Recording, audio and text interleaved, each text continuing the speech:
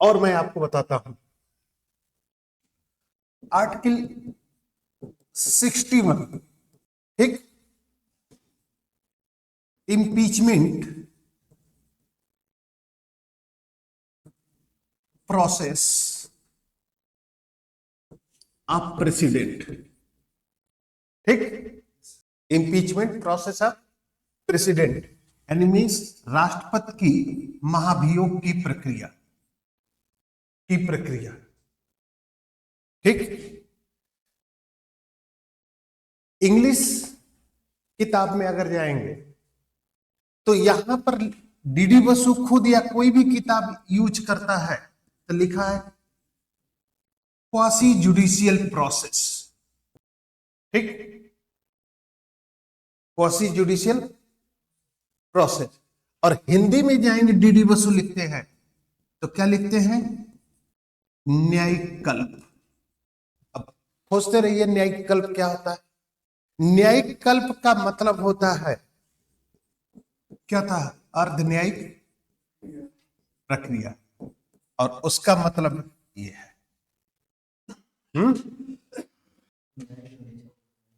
न्यायिक समीक्षा दूसरी है, समझ में आई बात। तो ये थोड़ा सा आपको कॉन्शियस होना पड़ेगा, कहीं हिंदी का यूटिलाइजेशन करना पड़ेगा, कहीं इंग्लिश का यूटिलाइजेशन करना पड़ेगा, ठीक। आपको करना क्या है कि उतना ही चीज आप अपने पास रखें जितना में हमारा सिलेक्शन हो जाए, बस सिर्फ।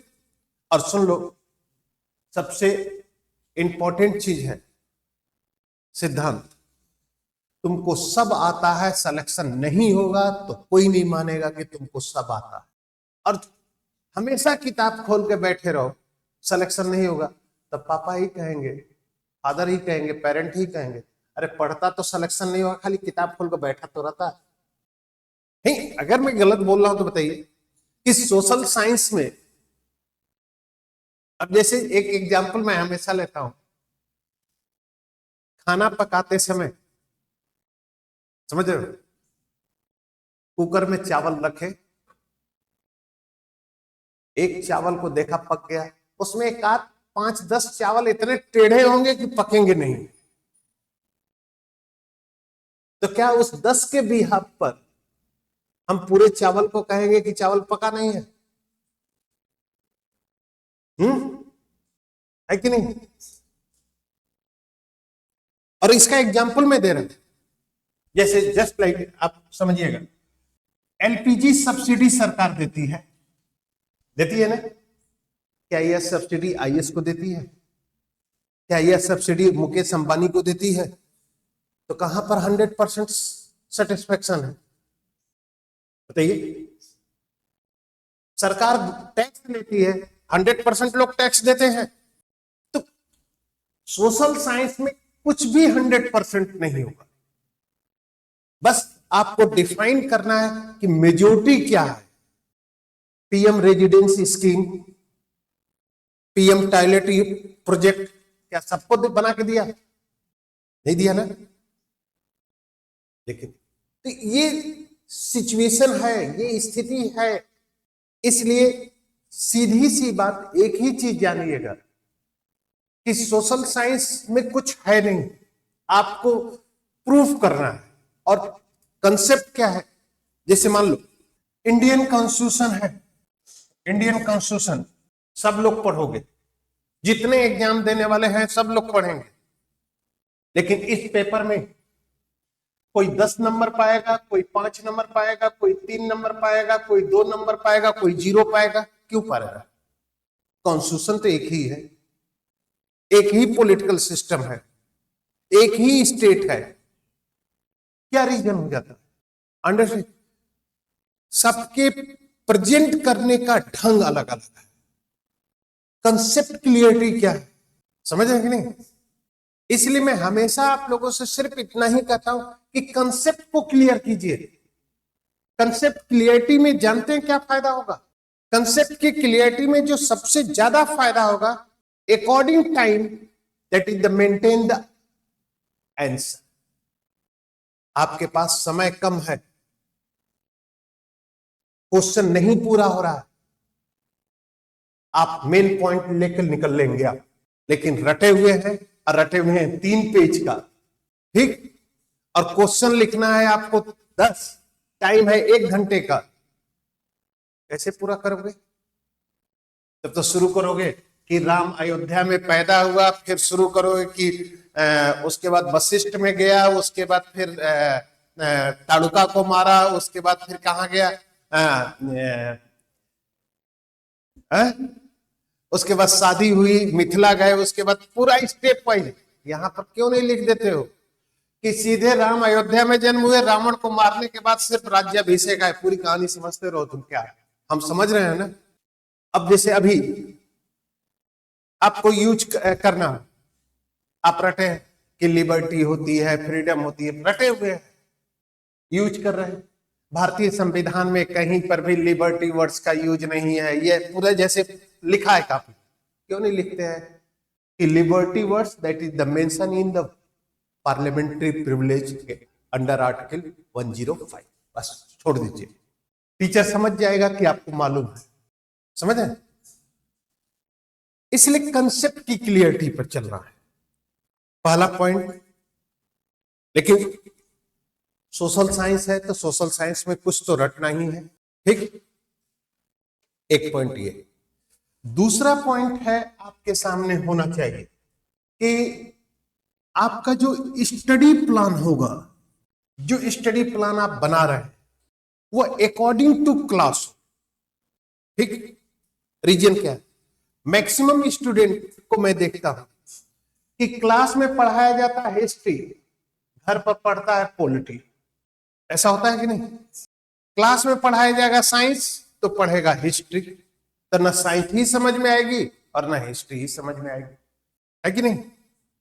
आपको समझना क्या है कि अकॉर्डिंग टू क्लास अगर आपका प्लान होगा, तो मान लीजिए मैं यहां पर कॉन्स्टिट्यूशन पढ़ा रहा हूं, तो आप घर से पढ़ के आएंगे, यहां पर लेक्चर सुनेंगे, एक बार जाके रिवाइज करेंगे, तो लगभग 50 to 60% आपकी कंसेप्ट क्लियरिटी क्या होती रहेगी? होती रहेगी, ठीक। और अपने प्रिपरेशन का एग्जामिन आप स्वयं करिए, जितना आपका कंसेप्ट की क्लियरिटी, कंसेप्ट जबकि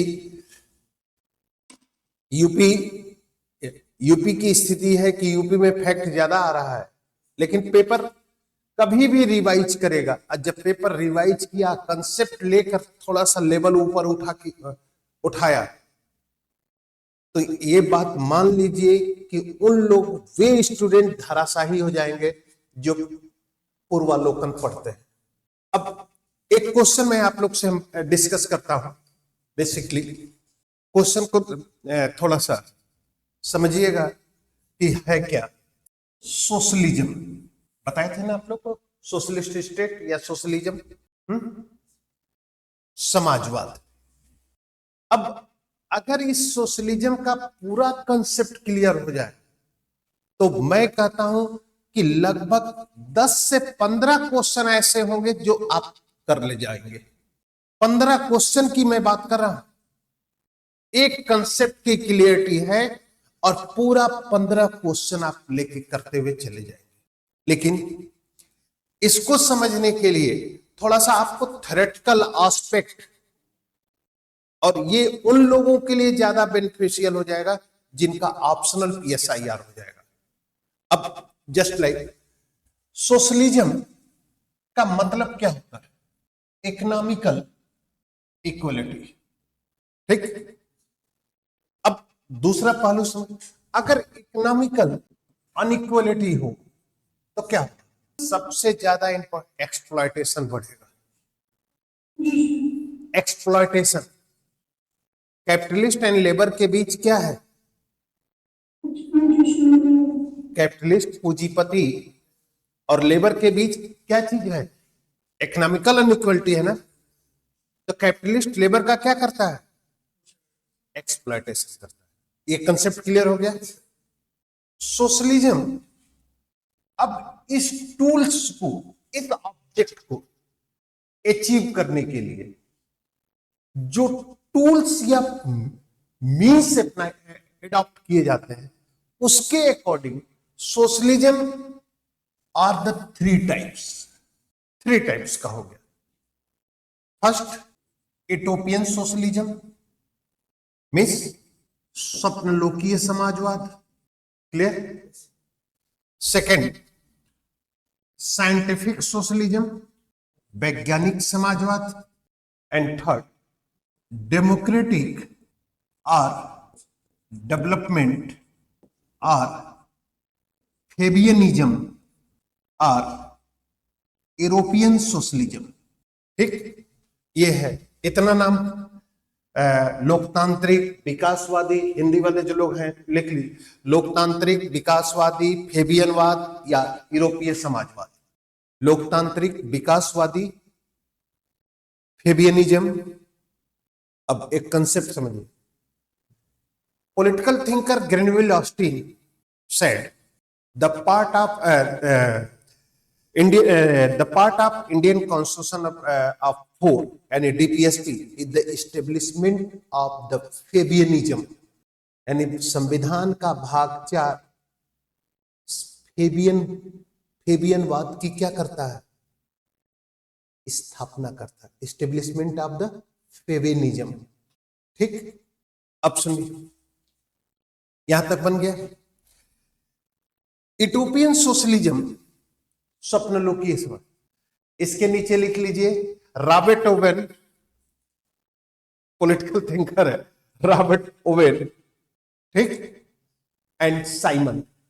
ठीक, सेकंड में आइए वैज्ञानिक समाजवाद में, Karl Marx, Lenin, Mao and Stalin. Clear, Stalin. And third में आइए फेबिनिज्म में, mister and mister Webb, Sidney Webb नाम है। Clear, Graham Wallas, G Wallas यानी Graham Wallas, Annie Besant and Pandit Nehru. Clear. अब इससे एक चीज तो समझ में आ गई कि पंडित नेहरू किस आइडियोलॉजी के फॉलोअर है। ठीक, डेमोक्रेटिक सोशलिज्म के। अब यूटोपियन सोशलिज्म का मतलब क्या होता है, इमेजिनरी होता है। ठीक, यानी मीन्स रात में सपना देखते हो, हकीकत होता है, नहीं होता है ना। रात में सपना देखते हैं कि कल प्रेसिडेंट की पोस्ट की ओथ लेनी है, सवेरे देख के क्या होता है, चलो मास्टरगिरी करनी है। ठीक, इसका मतलब ये जो विचारक है सोशल इकोनॉमिकल इक्वलिटी की बात तो करता है, लेकिन उसे रियलिस्टिक वे में स्टेबल करने के लिए कोई टूल्स नहीं देता। इसलिए इनका थॉट क्या हो जाता है, यूटोपियन। क्लियर, यानी मींस यूटोपियन थिंकर, ये जो यूटोपियन थॉट है वह कहता है कि सोसाइटी में इकोनॉमिकल इक्वलिटी होगी, लेकिन how can possible that is the establishment of the economical equality in society, कैसे होगी। यानी सिर्फ आइडिया दिया लेकिन टूल्स नहीं दी, कोई साधन नहीं दिया, इसलिए इनके थॉट को क्या कहा गया, यूटोपियन। क्लियर हो गया। सेकंड, ये जो थिंकर हैं, मार्क्स है, लेनिन है, माओ है, यह इकोनॉमिकल इक्वलिटी की स्थापना के लिए रिवोल्यूशन को टूल से अपना एडॉप्ट करते हैं। यानी means without revolution there is no establishment of the economical equality in society. यानी मींस ये रिवोल्यूशन की बात करेंगे, रिवोल्यूशन इज इक्वल टू किसकी, क्रांति की बात। मार्क्स, लेनिन, माओ, आप सोच लीजिए किसकी बात करते हैं, क्रांति की बात करते हैं। डेमोक्रेटिक डेवलपमेंट या फेबिनिज्म किसकी बात करता है, इकोनॉमिकल, ये करता है पार्लियामेंट्री प्रोसेस। क्लियर? यानी मीन्स इकोनॉमिकल इक्वलिटी के लिए रिवोल्यूशन नहीं, बल्कि क्या चाहिए? Parliamentary process. और पार्लियामेंट्री प्रोसेस का मतलब कि establishment of economical equality by law, यानी मीन्स बाय लॉ। क्योंकि पार्लियामेंट का वर्क क्या है? Law formation. पार्लियामेंट का वर्क क्या है? Law formation. यानी मीन्स कि लॉ फॉर्मेशन के माध्यम से इकोनॉमिकल इक्वलिटी का क्या किया जाए? इस्टेब्लिशमेंट किया जाए। क्या ये कंसेप्ट हो गया? क्लियर? यहां तक समझ में आ गया? अब ये थियरी आपके समझ में आ गई। अब हम चलते हैं इंडियन कॉन्टेक्स्ट में। After freedom, that is the position of India. Indian society are the industrial society, Indian society is the agriculture society. भारतीय समाज औद्योगिक समाज नहीं था, भारतीय समाज एक कृषि समाज था। ठीक? क्लियर है ना? इंडियन सोसाइटी क्या थी? Agriculture society. अब इसको कैसे डिफाइन किया जाए कि इंडियन सोसाइटी एग्रीकल्चर सोसाइटी थी? ठीक? यानी maximum ratio of GDP, and agriculture is the primary sector, industrialization is secondary sector, and service is tertiary sector. 1950 में जीडीपी में 73% रेशियो इन प्राइमरी सेक्टर। ठीक? क्लियर? समझ में आ गया? अब डिफाइन कर दोगे ना कि Indian society is the agriculture society. अब 2014 में प्राइमरी सेक्टर का रेशियो क्या है? 2024 में क्या है? 13 to 14% एग्रीकल्चर सोसाइटी, यानी 13 to 14% share in primary sector of the GDP. Clear? Clear? अब अगर प्राइमरी सेक्टर डिक्रीज कर रहा है तो किस सेक्टर इंक्रीज करेगा? Secondary sector. तो धीरे धीरे इंडस्ट्रियलाइजेशन की तरफ हम बढ़ रहे हैं। अब क्लियर हो रहा है? समझ में आ? अब इसी पर एक चीज और समझ लो जो आईआर में काम करेगा कभी। Developed state and developing state. ठीक? Developed state and developing. Developed state का मतलब वे स्टेट जिसके जीडीपी में maximum 4% ratio in primary sector. Clear? यानी मैक्सिमम 4% रेशियो किसका होगा? Primary sector. इसका मतलब कि डेवलप्ड कंट्री, जितनी भी डेवलप्ड कंट्री हैं, वहां पर सेकेंडरी एंड टर्शियरी सेक्टर का रेशियो क्या होगा? ज्यादा होगा। इसीलिए मोदी क्या कहते हैं कि 2047 तक इंडिया, एनिमीज, उनको क्या करना है? इंडस्ट्रियलाइजेशन को बढ़ाना है और प्राइमरी सेक्टर के रेशियो को क्या करना है? क्लियर हो गया? यह भी समझ में आ गया? ठीक? समझते रहिएगा डायमेंशन क्या क्या चल रहा है। समझ में आ रहा है तुम लोग को? अब 1950 में इंडियन सोसाइटी क्या थी? एग्रीकल्चर सोसाइटी थी। ठीक? कृषि समाज। ठीक? और एग्रीकल्चर सोसाइटी के लिए ब्रिटिश रूल क्या था? What is the British rule in agriculture society? Mahalwari, Ryotwari and zamindari. Clear? Land holder system means zamindari व्यवस्था। ठीक? देखिए एक चीज बताए, ये कहीं आपको किताब में नहीं मिलेगा। कंसेप्ट क्लियर करते हुए आप निकल सकते हैं अपने आंसर को। ठीक? समझ में आई बात? इसका मतलब कि जो एक, और दूसरी बात, सिद्धांत लैंड क्या होता है जी? भूमि क्या है? आप लोग के पास खेत है? Land is the individual property of man, कहीं पे लिख लीजिए, land is the individual property of man. भूमि व्यक्ति की व्यक्तिगत संपत्ति है। क्लियर हो गया? इसका मतलब कि भारत में जो इकोनॉमिकल अनइक्वलिटी थी वो लैंड होल्डर सिस्टम के कारण। अब क्लियर हो गया? इकोनॉमिकल सिस्टम, जो इकोनॉमिकल अनइक्वलिटी थी वो किसके कारण थी? सिस्टम, लैंडलॉर्ड की वजह से थी। अब दूसरे तरफ, अब समझिएगा, यानी land is the individual property of man. यहां तक क्लियर हो गया?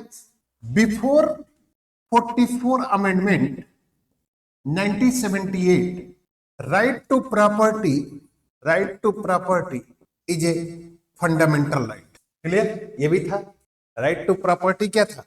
Fundamental right.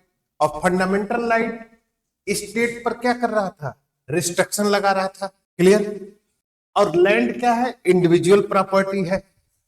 तो अगर लैंड रिफॉर्म एक्ट सरकार लाती है तो right to fundamental right to property suspend करेगी और सुप्रीम कोर्ट उसे क्या करेगी? अनकॉन्स्टिट्यूशनल प्रूफ करेगी। क्लियर?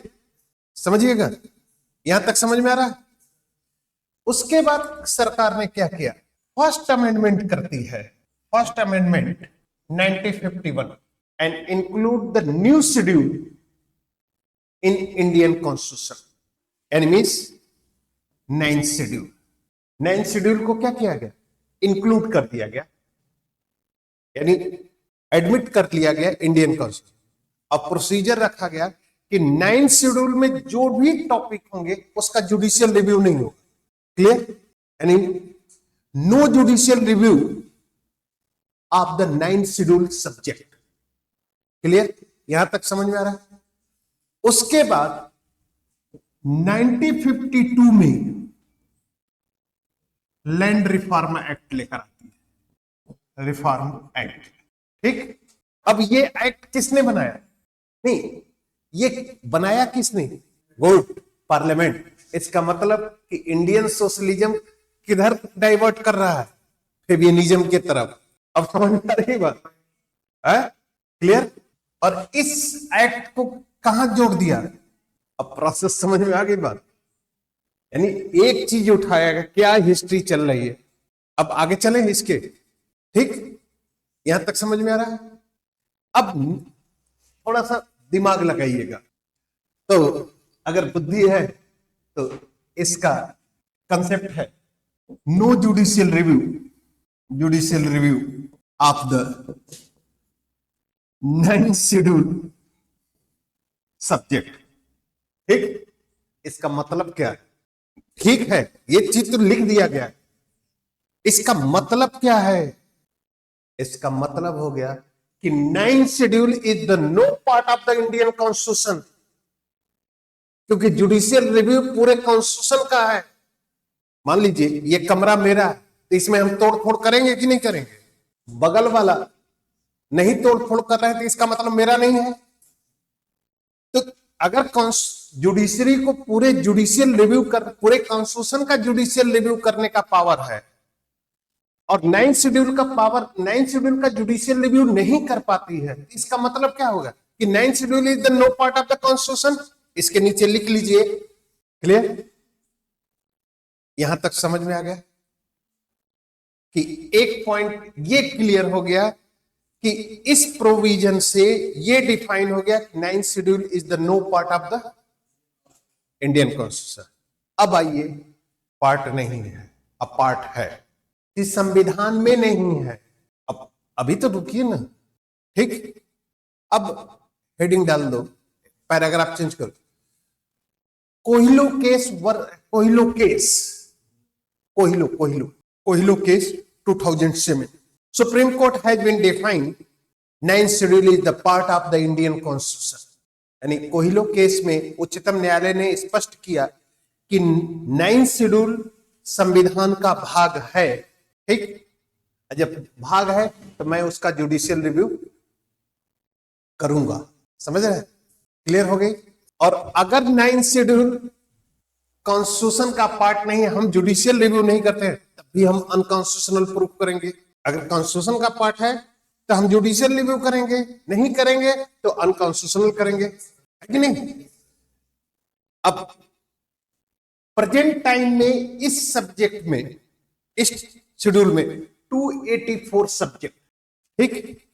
अब बताइए इस पूरी स्थिति को लेकर अब डिफाइन कर दिया ना कि Indian the nature of Indian socialism is the feminism. बस यही तो कंसेप्ट बनाना था।